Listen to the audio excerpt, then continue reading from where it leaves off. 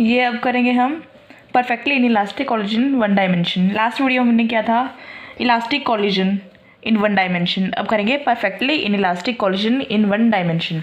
इसमें क्या करते हैं, consider two bodies A and B जिसका मास है एक का मास है m1, सेकेंड का मास m2, moving with initial velocity u1 and u2। Also collision is inelastic and u1 and v1 and v2 are the velocity of two bodies after collision। After collision की velocity उनकी v1 एक की है v2। तो हमें पता है perfectly inelastic collision में मोमेंटम कंजर्व रहता है, तो क्या हो जाएगा m1 u1 plus m2 u2 is equal to m1 v1 plus m2 v2। ये होगी हमारी इक्वेशन 1। अगर हम इसमें केस लेंगे कि अगर हमारा सेकंड बॉडी रेस्ट पर है, u2 0 होता है, यही लिख के करेंगे हम आगे।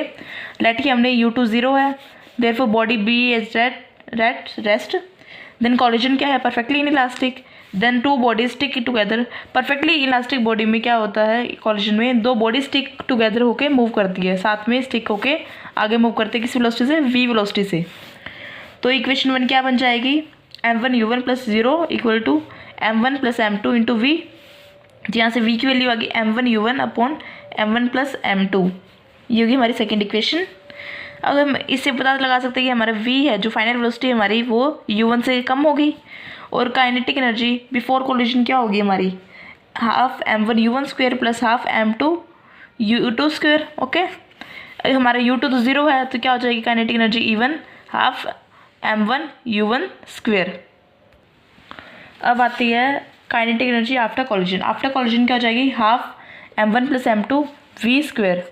v स्क्वायर की वैल्यू हमने निकाली थी पीछे, तो हमने वो पुट कर दी v की वैल्यू, तो क्या आ गया हमारा E2 half m1 square u1 square upon m1 plus m2। Loss in kinetic energy कितना होता है, E1 माइनस E2 हो जाएगा, इनिशियल माइनस फाइनल। तो क्या हो गया,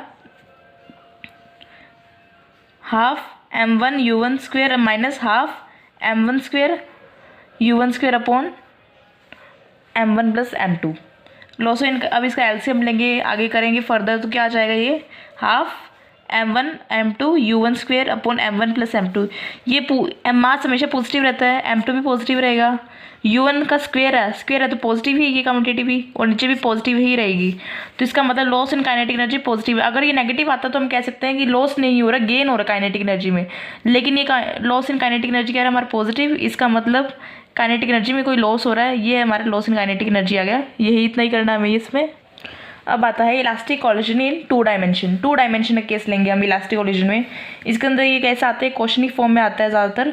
इन a perfectly elastic collision in two dimension between two bodies such that second body is at rest, then prove that after collision bodies move along mutually perpendicular to each other, also two bodies have same mass। इसमें क्या कहती है, दो bodies हैं जिनका mass same है, वो एक परफेक्टली इनइलास्टिक कॉलिजन में है। केस ले रहे हैं हम सेकंड डायमेंशन का, सेकंड बॉडी इसमें रेस्ट पर है।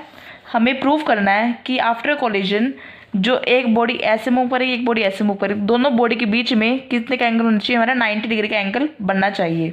ये हमें प्रूव करना है। अब कैसे करेंगे, ये हमारी बॉडी होगी m1, ये इसकी वेलोसिटी जा रही है u1 से, और ये हमारी सेकंड बॉडी है m2 जो रेस्ट पर है, u2 के इसका 0।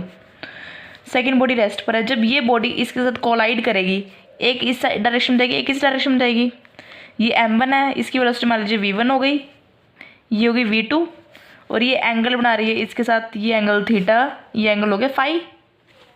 अब आता है inelastic collision, momentum conserve रहता है, तो क्या हो जाएगा m1 u1 plus m2 u2 is equal to m1 v1 plus m2 v2।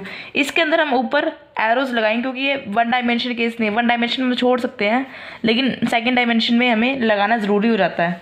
u2 हमारा 0 है, तो यहाँ से क्या आ जाएगा हमारा m1 u1 equal to m1 u1 plus u2, क्योंकि मास सेम है इसलिए हमने कॉमन ले लिया। ये कैंसिल होने के बाद क्या आ गया, u1 is equal to v1 plus v2।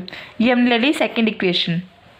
अब नेक्स्ट है, हमने u1 डॉट निकाला, स्क्वेयरिंग कर दी दोनों साइड, तो क्या हो जाएगा v1 plus v2 dot v1 plus v2। अब इसको आगे करेंगे तो क्या हो जाएगा, a डॉट a कितना होता है, a स्क्वेयर होता है, तो u1² हो गया यहाँ पर, ऐसे यहाँ बन गया। इसको आगे खोल लेंगे तो ये बन जाएगा v1² plus v2² plus 2v1.v2। ये हमारी बन गई सेकेंड इक्वेशन, ये हमारी फर्स्ट, ये हमारी सेकेंड, ये आगे हम यूज़ करेंगे। अगली है काइनेटिक एनर्जी। हमें पता है काइनेटिक एनर्जी रिमेन कौन से कंजर्व्ड, क्योंकि इलास्टिक मोशन है, इलास्टिक कॉलिजन है, उसमें कंजर्व रहती है। तो half m1u1² plus half m2u2² किसके इक्वल होगा? Half m1v1² plus half m2v2²।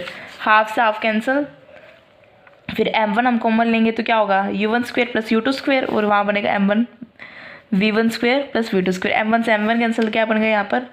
u1² plus u1² equal to v1² plus v2², क्योंकि यहाँ पर u2 तो हमारा 0 है ही। तो ये इक्वेशन थर्ड हमने ले ली। एक सेकेंड इक्वेशन थी, इनको हम कंपेयर करेंगे तो क्या हो जाएगा? v1² प्लस v2² किसके इक्वल हो जाएगा? v1² plus v2² plus 2v1.v2। v1 से v1² कैंसिल, v2² से v2² कैंसिल, तो क्या बच गया? 2v1.v2 equal to 0। किसी भी दो वेक्टर्स की डॉट प्रोडक्ट 0 होती है तो वो एंगल्स परपेंडिकुलर वो वेक्टर परपेंडिकुलर होते हैं, हमें पता है। तो two bodies are mutually perpendicular to each other. ये हो गया हमारा क्वेश्चन। अब आगे हम करते हैं वर्क पावर एनर्जी के से related numericals. Work power energy के न्यूमेरिकल्स बहुत ईजी हैं और ये नंबर गेन करने वाले हैं, जिसकी एक क्वेश्चन है using graph find work done. ये हमें ग्राफ दिया हुआ इस तरह से, ये फोर्स है, ये डिस्प्लेसमेंट है, ये ऐसे ग्राफ दिया हुआ है। हमें इसका वर्क डन निकालना है। वर्क डन क्या होता है? Work done is the area under the curve of the force displacement. Force displacement graph का जो कर्व होता है उसके नीचे का जो एरिया है, ये एरिया, वो क्या होता है? वर्क डन होता है। तो वर्क डन किसका होगा? एरिया ऑफ 1, 2 एंड 3 का सम होगा। तो हमने एरिया ऑफ 1 क्या होगा? रेक्टेंगल है ये, तो हमने लेंथ टू ब्रेथ ले लेंगे, क्या हो जाएगा? 10 × 2, ओके 20 हो गया ये। ऐसे ही इसका नीचे वाले का ये क्या है हमारे? CE कितना हो जाएगा? -10 है हमारा, और CG कितना है हमारा? 3 है, तो यहाँ हो गया -30। हमें साइंस का ध्यान रखना, अगर नीचे की तरफ ले रहे हैं तो हमारा वर्क डन नेगेटिव होगा, अगर ऊपर की तरफ जा रहे हैं आपके तो हमारा पॉजिटिव होगा वर्क डन। ओके, तो ये हमारा कैंसिल करके 0 आ जाएगा। इससे हमें पता चलता है कि वर्क डन हमारा 0 है। अब है next question, a particle moves on x axis from x equal to 0 to x equal to 5 metre under the action of variable force. Now the value of force is कितनी है? 7 - 2x plus 3x²। Calculate work done. हमें work done निकालना, हमें force given है और displacement given है कि x equal to 0 to 5। Force given हमें F 7 - 2x plus 3x² Newton.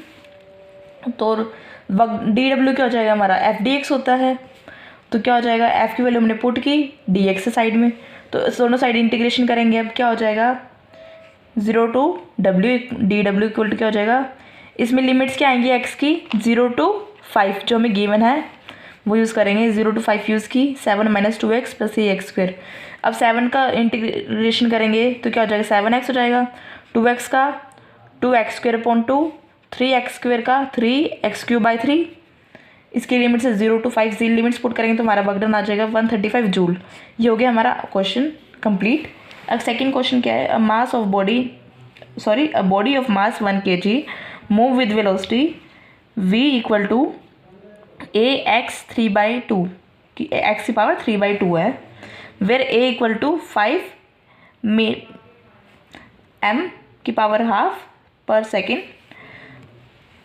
What is the work done by a force during the displacement from x equal to 0 to x equal to 2 metre. इसमें जो m की power half है, m कोई variable नहीं है, m ये metre वाला m है, मीटर की पावर हाफ है यहाँ पर। और वेलोसिटी हमें क्या गिवन है? a x की पावर 3/2, और मास गिवन है हमारे पास। हमें क्या निकालनी है? वर्क डन निकालनी है। डिस्प्लेसमेंट गिवन है x equal to 0 to 2। Work done क्या होता है? Change in kinetic energy, that is half m v2² minus v1² लिख सकते हैं। v क्या था हमारा? a x की पावर 3/2। ओके, v1 क्या हो जाएगा हमारा? जब x इनिशियल वेलोसिटी जब x 0 था तो हमारी वेलोसिटी कितनी हो जाएगी? 0 पुट करेंगे वैल्यू। जब हमारी x की वैल्यू 2 थी तो v2 कितना आएगा हमारा? a 2 की पावर 3/2, तो डेट इज a की वैल्यू हम पुट करेंगे कितनी थी? 5 × 8 की पावर 1/2 हो जाएगा। 5 √8 मीटर पर सेकेंड, ये हमारी v2 वेलोसिटी आ गई। तो v2 स्क्वायर कितना होगा 25 × 8 200 मीटर स्क्वायर पर सेकेंड स्क्वायर, ये हो गया हमारा v2 स्क्वायर। वगडन निकालना था हमें हाफ, मास कितना हमारा 1, v2 square minus v1 square, ये आ गया हमारा 100 जूल, ये हो गया हमारा वगडन। अब नेक्स्ट क्वेश्चन है हमारा length of a steel wire increases by 1 centimeter when it is loaded with the weight of 5 kg. Calculate force constant work done in stretching wire. G is equal to कितना है 10 metre per second square. हमें G की value given है 10 metre per second square. हम इसे अब यहाँ पर 9.8 यूज़ नहीं कर सकते क्योंकि हमें याद 9.8 होती है वैसे। तो लेंथ ऑफ स्टील वायर क्या है 1 सेंटीमीटर। तो क्या कहते हैं ये हमारी एक स्टील की वायर है, ये मान लीजिए हमने ये स्टील की वायर है हमारी, वो किसी लेंथ मान लीजिए हमने कोई भी ले ली L लेंथ की थी वो। तो क्या है कि उसके ऊपर हमने एक बॉडी पर एक मास लगाया, उसके साथ अटैच किया 5 kg का एक मास हमने अटैच किया, बॉडी अटैच की। तो वो जो वायर है वो और बड़ी हो जाती है। कितनी बड़ी हो जाती है 1 सेंटीमीटर। 1 सेंटीमीटर मीन्स हम इसे मीटर में चेंज कर दो 10⁻⁻2 मीटर हो जाती है। तो इसमें फोर्स कितनी लग रही है mg लगेगी डाउनवर्ड, m क्या है हमारा 5 kg है और g हमारे 10 है, तो 50 न्यूटन कितनी लग रही है फोर्स लग रही है। तो फोर्स कितना हमें निकालना है, force constant that is spring constant कह लेते हैं जिसको क्या कहते हैं, और वगडन कितना यूज़ हुआ उसे स्ट्रेच करने में। फोर्स है हमारा F = kx, फोर्स हमें 50 गिवन है, के हमें निकालना है, x की वैल्यू हमने पुट की 10⁻⁻2 मीटर। तो यहाँ से के आ गया हमारा 50 × 10⁻2 न्यूटन पर मीटर। हमें निकालना है वगडन क्या होता है हाफ kx²। हमने ये किया था पोटेंशियल एनर्जी ऑफ स्प्रिंग, उसके अंदर हमने निकाला था ये वगडन होता है हाफ kx²। क्या ही कहा था फोर्स कांस्टेंट जो अभी ऊपर निकाला है उसकी वैल्यू पुट की, x हमें पता है 10⁻⁻2 है, तो 10 स्क्वायर करेंगे तो 10⁻⁻4 हो जाएगा। तो हमने वैल्यू पुट करके हमारा वगडन आया हमारा 0.25 जूल। हमें इसमें न्यूमेरिक्स करते वक्त ध्यान रखना है कि हमारी यूनिट क्या है, यूनिट सेंटीमीटर में है, मीटर में है, किस में है, केजी में है, मिलीग्राम में, किस में है, ठीक है। एक नेक्स्ट क्वेश्चन है a light body and heavy body have same linear momentum which one has more kinetic energy. दो बॉडी है, एक हल्की है एक भारी है, जिनका मोमेंटम सेम है। अब हमें बताना है किसकी काइनेटिक एनर्जी ज़्यादा होगी। हमें पता है काइनेटिक एनर्जी का फॉर्मूला होता है p²/2m। p क्या है मोमेंटम हमारा कांस्टेंट इस क्वेश्चन में। तो काइनेटिक एनर्जी किसकी डायरेक्टली इन्वर्सली प्रोपोर्शनल होगी मास के। तो मतलब लाइटर बॉडी की काइनेटिक एनर्जी ज़्यादा होगी और हैवियर बॉडी की कम होगी। इससे रिलेटेड क्वेश्चन काफ़ी आते हैं, हमने रिलेशन की डेरिवेशन काफ़ी कम आती है, लेकिन इस रिलेशन से रिलेटेड क्वेश्चन काफ़ी आते हैं। अब नेक्स्ट क्वेश्चन भी इससे रिलेटेड ही है, क्या है what is the percentage change in momentum of the body if kinetic energy of body is increased by 300%। इसमें क्या कहता है वो हमें पूछा है कि जो मोमेंटम में कितना चेंज होता है, परसेंटेज चेंज कितना चेंज होता है जब काइनेटिक एनर्जी किसी बॉडी की इंक्रीज हो जाती है। 300% किसी बॉडी की काइनेटिक एनर्जी इंक्रीज हो जाए तो उसके मोमेंटम में कितना चेंज आता है। मोमेंटम कितना होता है √2m E के हमारी काइनेटिक एनर्जी है यहाँ पर।